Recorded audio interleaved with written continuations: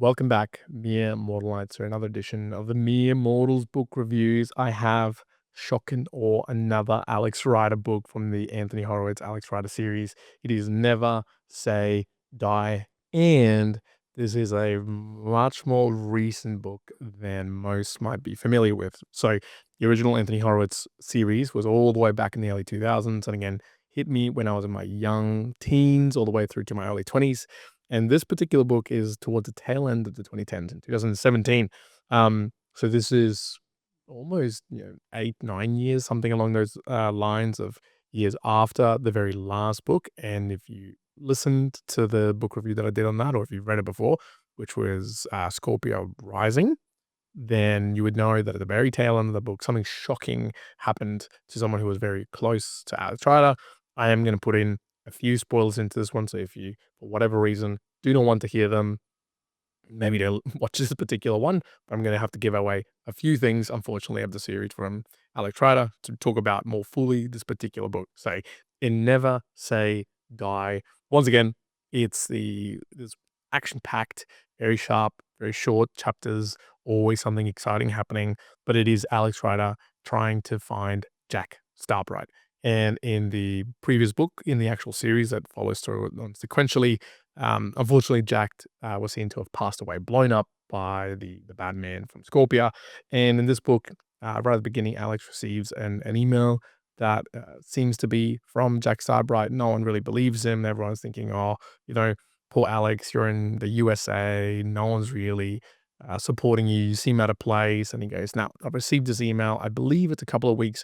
So, from a timeline perspective, it's a few weeks after the events that happened in Egypt, and then it kinda just takes off from there. And Alex, once again, he travels on his own, so you kinda see a little bit of the older individual that Alex Rider is. Now, he's still 15, which is, in my mind, still quite young, but he travels all the way to Egypt to try and find this particular, to find more information about where Jack might be, finds a clue to go after these new Grimaldi brothers, another, bad group from Scorpia, and again, in pure good Alex Rider fashion, goes through the journey of going to different countries, different activities, getting killed multiple times, and in the end, he locates both Jack Starbright and the hidden, what are they called?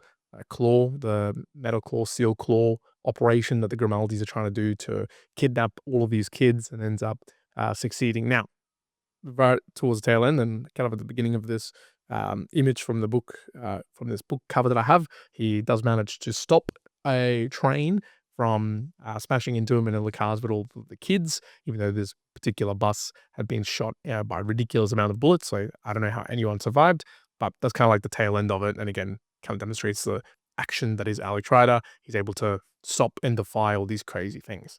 Um, I'm gonna talk to you a little bit about the book in my little review about it, and I'll talk about the philosophy. Sort of secondly, this book wasn't as good. Shock and awe, it wasn't as good as maybe the last 2 or 3 in the series, which was, again, um, Scorpio Rising. I'll probably say everything from Scorpio onwards in the book series, which is book 5 all the way through to book, whatever, 9, I think it was. All of those books were a little bit darker, a little bit more gruesome, more personal stories, more family stories. And it kind of progressed the journey of Alex Rider as he was growing up, even though he was still, 14 years old, turning into 15.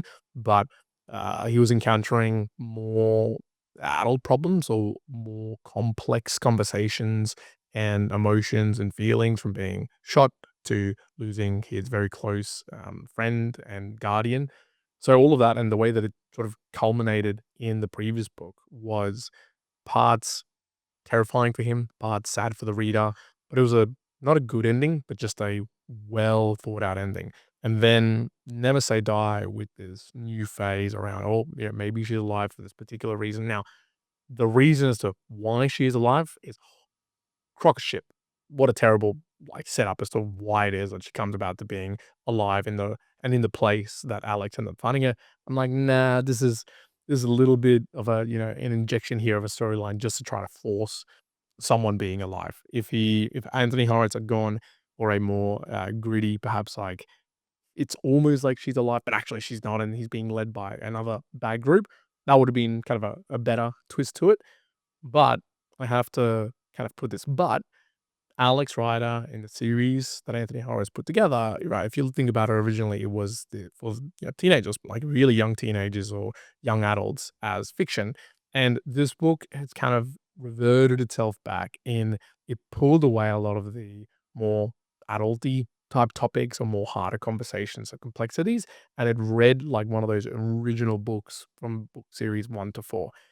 It gave me the kind of feeling that the way that Anthony Horowitz had written this, because it was so many years later after the original series had gone all the way through to Scorpio Rising, it almost made a callback to the original books, like Stormbreaker, like Point Blank, like Skeleton Key, in that it attracted this very young reader. It wasn't complex. There wasn't a lot of extra adulty topics that were in it. It was just lots of action, lots of movement, lots of traveling, lots of excitement. And this book had all of that. And so it was enjoyable in that sense.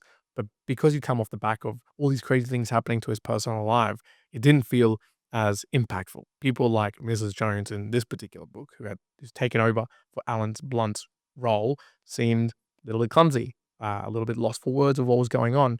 Whereas in previous book between her and Alan Blunt, they seemed on the ball, always ahead of what's going on, really trying to figure out. Even when they were duped, they still seemed like they had it all together, and that didn't come across in this book. Everyone seemed a little bit of a clown show almost from the adults, but it was Alex Rider who still shined. Now, the philosophical aspects, I always try to pull that out from these particular books because they are just youth fiction books. There's something that happened towards tail end of the book, and like there was a markedly difference in that there came a pivotal point where all of they were staking out a particular individual at a location as they thought, hey, these Grimaldi brothers, they're going to try and steal $40 million worth of gold, Aztec gold. Wrong, wrong as usual. They're actually trying to kidnap all these various kids. But when Alex Rider figured that out, from basically that point probably onwards, you see this evolution or transformation in he takes the lead role. So he's talking to Ben, one of the individuals who we like first saw all the way back to Stormbreaker days when he was training at the beacons with the SAS. He's in a car and he's sitting in the seat and he's like, how can you get me up to this bus that's being picked up by a helicopter? Again, you need to read the book to understand what is going on there. But it's kind of like Alex call, hey, Ben, shoot me out from the seat with the ejector seat.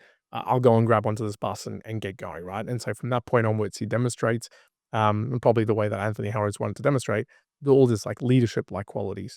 When he's there at the refinery to try and rescue all of these kids, he goes on this like, go and do these kids. And there was a kind of the mirroring effect, which I've talked to here before. There was this mirroring effect of they have a security guard who they get to release, and all of a sudden he's like, "Hey, kids, no, we're going to do this, we're going to do that." And you can picture it.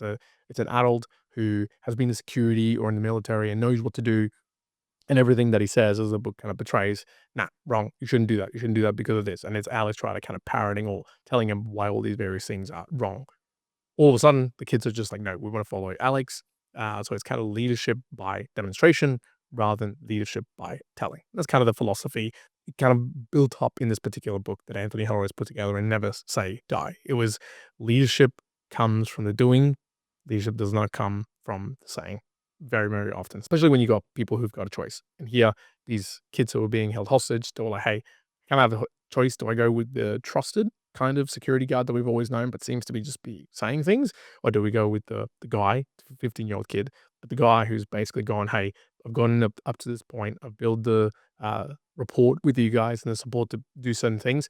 Go pick up your damn pillars. We're going to go down this big old slide, which again, what ends up happening at this particular refinery. And once again, you probably need to read the book to understand the craziness that happens in all these stories.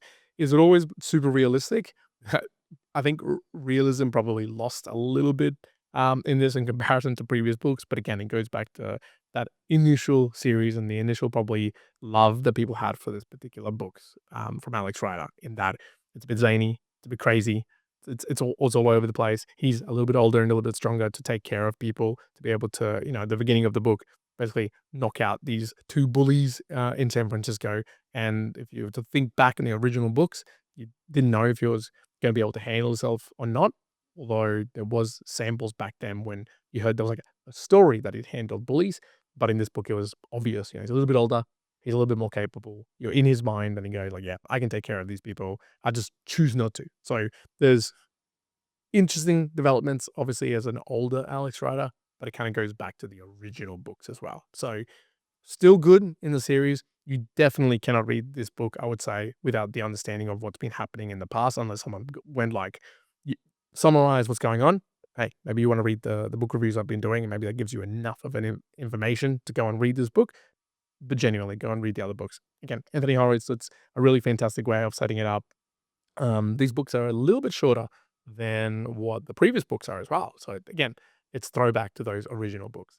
Anthony Horowitz, once again, thank you for putting together another good book from the Alex Rider series. Never Say Die. If you've read it before, let me know what you're thinking about it. I saw someone comment that they've just begun reading the Alex Rider series on one of the previous book reviews as well. He's a very young man and he's doing his own book reviews as well. So I was like, oh, this is cool. I don't know if I encouraged him or he was doing it on his own, but it was good to see.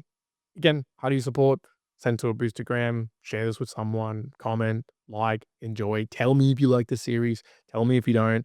I've got a couple of other books I'll be reading in the back end. I'm just trying to complete the series, so just enjoy it. And then I'll get into different pastures for sure. For now, the Immortalites, I'll leave it there. I hope you're well wherever you are in the world. One.